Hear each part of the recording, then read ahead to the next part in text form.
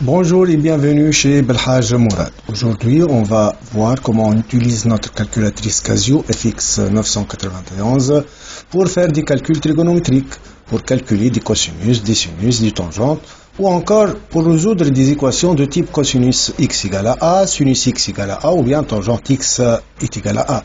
Autrement dit, utiliser les fonctions réciproques de cosinus, de sinus et de tangente, ce qu'on appelle les fonctions arc-cosinus, arc-sinus et arc-tangente.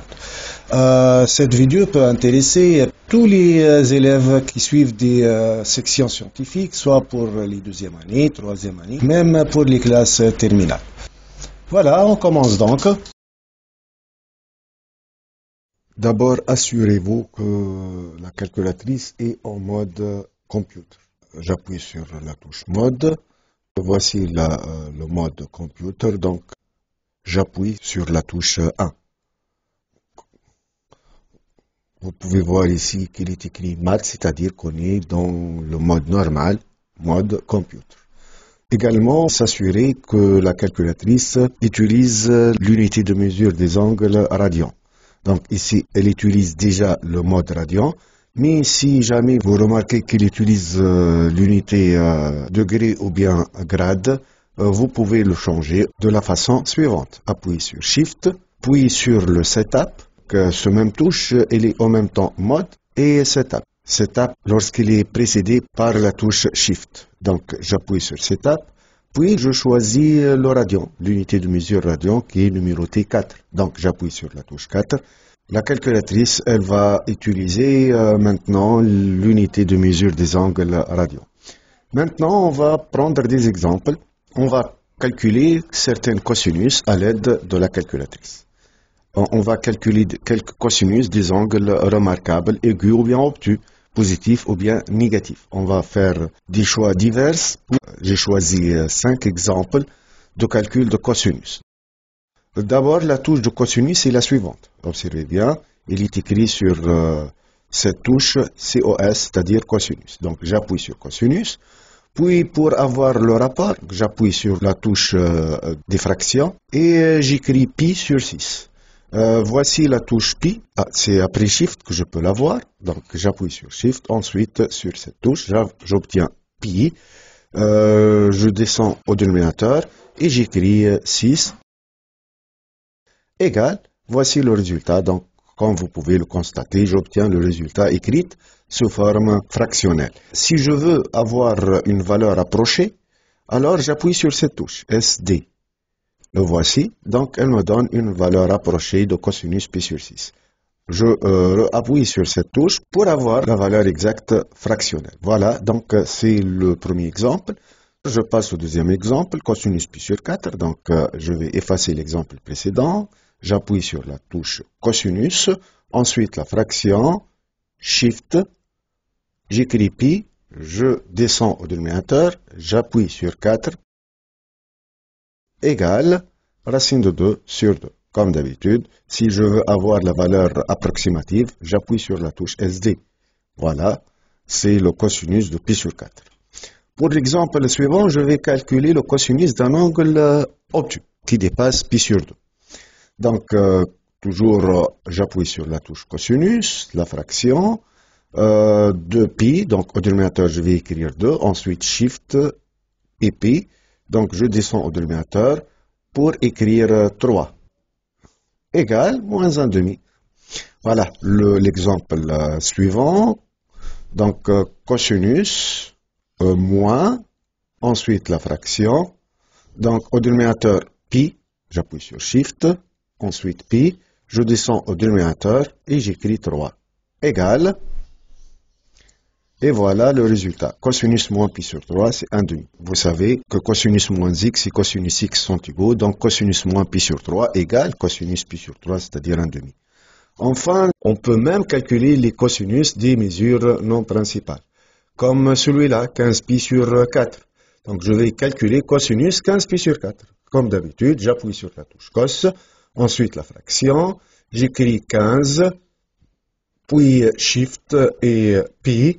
Au dénominateur, je vais mettre 4, et le résultat égal, et voilà, racine de 2 sur 2. 15 pi sur 4 et moins pi sur 4 sont deux mesures d'un même angle orienté, et cosinus moins pi sur 4 égale cosinus pi sur 4 est égal à racine de 2 sur 2, ce qui justifie ce résultat. Voilà, c'est comme ça qu'on calcule les cosinus de n'importe quel angle donné en radian. On va prendre maintenant des exemples de calcul des sinus. Donc, je commence par l'exemple sinus 3pi sur 4. D'abord, la touche sinus, c'est celle-ci. Elle est à côté de la touche cosinus. Donc, j'écris sinus, puis donc la fraction. Au numérateur, j'écris 3, shift, pi. Je descends au dénominateur et j'écris 4. Égal, et voilà, racine de 2 sur 2. Donc, sinus 3 pi sur 4, c'est racine de 2 sur 2. L'exemple qui va suivre, c'est sinus moins pi sur 6. Donc, toujours, j'appuie sur la touche sinus, moins, puis la fraction, j'écris pi, donc shift, puis pi. Ensuite, je descends au dénominateur et j'écris 6, égal, et voilà le résultat. Sinus moins pi sur 6 égale moins 1,5.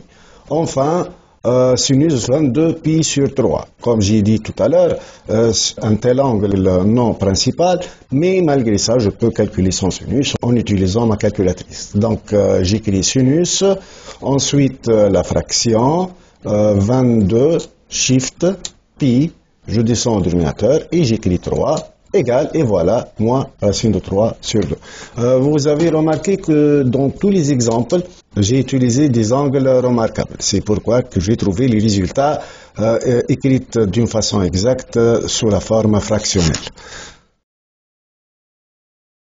Pour la tangente maintenant, j'ai choisi 5 exemples dont 3 valeurs sont particulières. Voilà, donc je commence par la tangente pi sur 6. D'abord, la touche tangente est la suivante. La voilà, toujours il est à côté de la touche cosinus. Donc j'appuie sur tangente, puis la fraction, j'écris pi, shift, donc puis pi. Ensuite je divise par 6, égal, et voilà, c'est racine de 3 sur 3. Puis je vais calculer tangente pi. Déjà vous connaissez le résultat. Tangente pi est égal à 0, car sinus pi est égal à 0. Mais on va voir, on va s'assurer en utilisant notre calculatrice. Donc, shift, ensuite pi. Voici donc tangente pi égale, et le résultat, comme vous pouvez voir, c'est 0. Maintenant, je vais prendre tangente 2 pi sur 3. Donc, tangente, fraction, j'écris 2, shift, j'appuie sur la touche pi, je divise par 3 ensuite. Égal, et voilà, le résultat, c'est moins racine de 3. Pour le quatrième exemple, tangente pi sur 2. Est-ce que pi sur 2 admet une tangente? La réponse c'est non. Mais si jamais j'ai oublié cela, ma calculatrice me rappelle que tangente pi sur 2 n'existe pas. On va voir. Donc tangente, fraction, shift, pi, je descends au dénominateur, égal, et voilà, erreur. Donc erreur, c'est-à-dire que ce nombre n'existe pas. Je termine cette partie par tangente 15pi. Donc tangente 15, ensuite shift et j'écris pi, égal. Déjà, le résultat est connu d'avance, c'est 0, car 15pi et pi sont deux mesures d'un même angle orienté. Donc tangente pi, c'est comme tangente 15pi, c'est 0. Voilà, c'est pour la tangente. Maintenant, on va voir comment peut-on savoir les angles quand on connaît la valeur du cosinus. C'est ce qu'on appelle les fonctions arc-cosinus, arc-sinus et arc-tangente. Je commence par le cosinus moins 1 de moins racine de 2 sur 2. C'est-à-dire, lorsqu'on a cosinus x égale moins racine de 2 sur 2, alors comment je peux savoir la valeur de x? Donc, la touche que je vais utiliser ici, c'est cosinus à la puissance moins 1. La voici. Elle est écrite au marron, donc je dois l'utiliser après avoir appuyé sur la touche Shift. J'écris Shift, cosinus moins 1, moins, ensuite la fraction. Au numérateur, donc j'écris racine de 2, je descends au dénominateur et j'écris 2, et voilà le résultat, c'est 3pi sur 4. Donc, cosinus x égale moins racine de 2 sur 2, cela veut dire que x égale 3pi sur 4. C'est la solution principale. Pour le deuxième exemple, cosinus x égale racine de 3 sur 2. Donc, comme j'ai dit tout à l'heure, je dois d'abord utiliser la touche cosinus moins 1. Donc, j'appuie sur Shift. Ensuite, cosinus moins 1. La valeur, c'est racine 3 sur 2. Donc, fraction. Au numérateur, j'écris racine de 3. Je descends au dénominateur et j'appuie sur 2. Égal. Et voilà le résultat. 1 sur 6 pi, c'est-à-dire pi sur 6.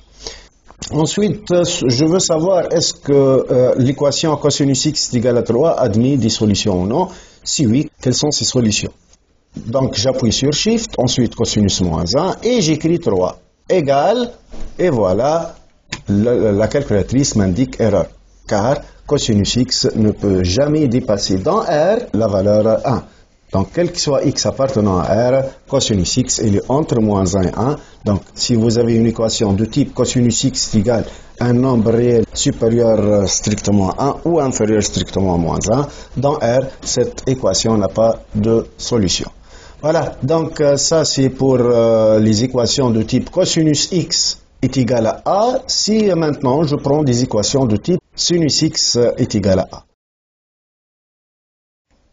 Dans cette partie, j'ai pris également 3 exemples.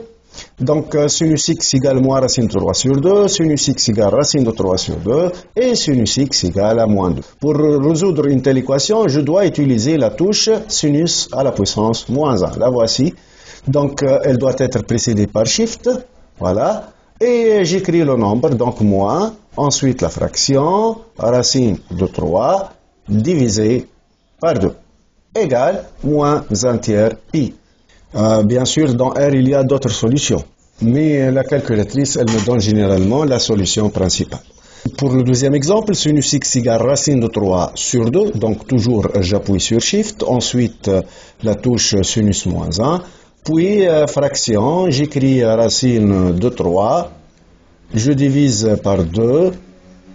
Égale. Donc, vous savez que le résultat sera 1 tiers pi. Car sinus pi sur 3 et sinus moins pi sur 3 sont opposés. L'une égale moins racine de 3 sur 2 et l'autre est égale racine de 3 sur 2.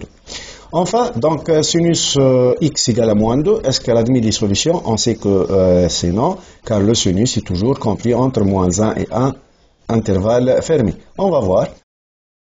Donc sinus moins 1, et j'écris moins 2 égale, et voilà, erreur. Donc sinus x égale à moins 2, c'est impossible.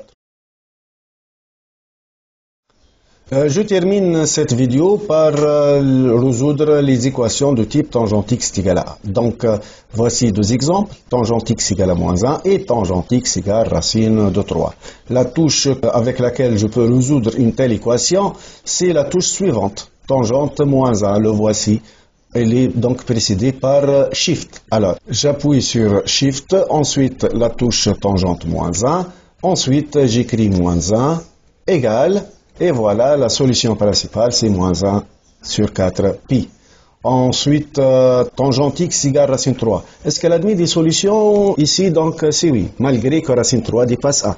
Car la tangente x, elle peut prendre toutes les valeurs possibles dans R. Donc, tangente x égale racine 3, c'est une équation qui admet des solutions dans R, dont la solution principale est la suivante. Donc, Shift, ensuite tangente moins 1, et j'écris racine de 3. Et voilà, le résultat, c'est 1 tiers de pi ou encore pi sur 3. Voilà, comme ça on arrive à la fin de cette vidéo. J'espère que cette vidéo a été utile pour vous.